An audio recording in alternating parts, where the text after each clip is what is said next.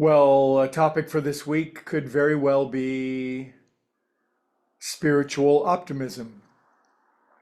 Why would I bring that up?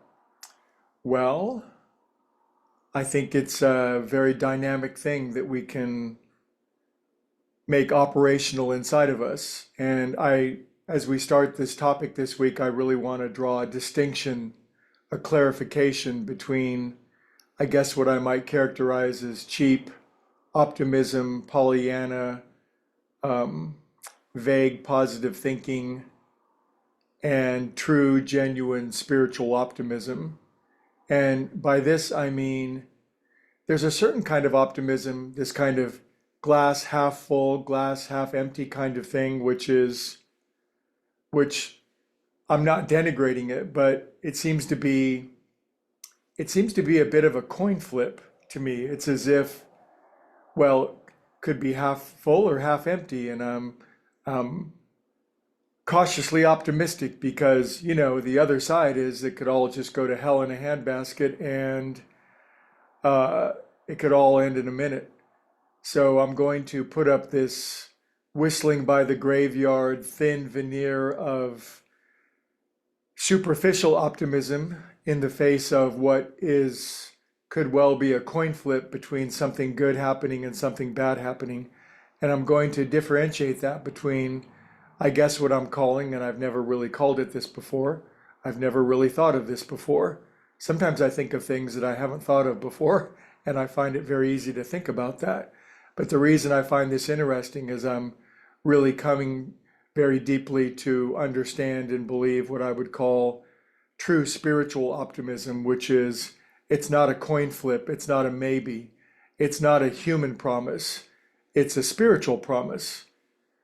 In a certain spiritual program that some of us are familiar with, we've heard of the promises, and these promises are great existential qualities of character that unfold in our lives if we just keep doing the best we can with the best we know with great diligence over a long period of time. It says, if we're painstaking at this phase of our development, we'll be amazed before we're halfway through it. It goes on to name 12 different qualities of being that are really nothing less than astonishing. And many of us, all of us, I would say, have experienced these things.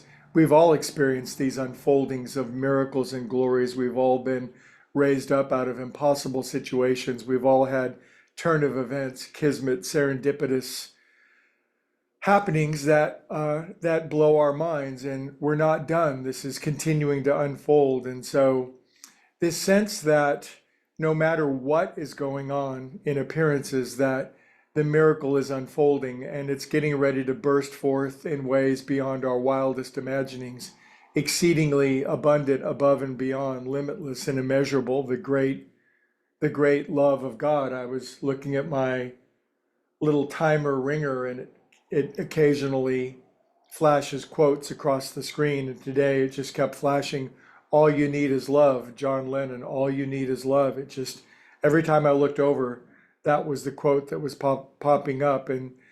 And yet I do believe our true, deep, genuine spiritual optimism, this true knowledge that we're all headed toward uh, astonishing, breathtaking glory, I think it has to be roused within ourselves. I think it needs to be teased out.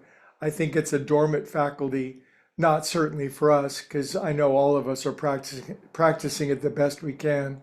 But together, if we talk about it and think about it, we can rouse, we can stimulate, we can bring alive in ourselves this great faith that is so much higher than Pollyanna, maybe coin flip, glass half full, glass half empty optimism that's really based on human power and really tap into this glory beyond measure that is, if we can bring ourselves into an internal, maybe eternal understanding of it and alignment with it, wowie zowie, the things that will blow our minds, stories that will be told beyond beyond the beyond. And I truly believe it, and I know that you do too, and that as we practice this kind of true, deep, genuine, authentic spiritual optimism, not only will it change our lives, but it could truly change the world in a time when the world could really use such a thing. And not only is it our opportunity to do that, it's our obligation and duty to do that. It's our responsibility.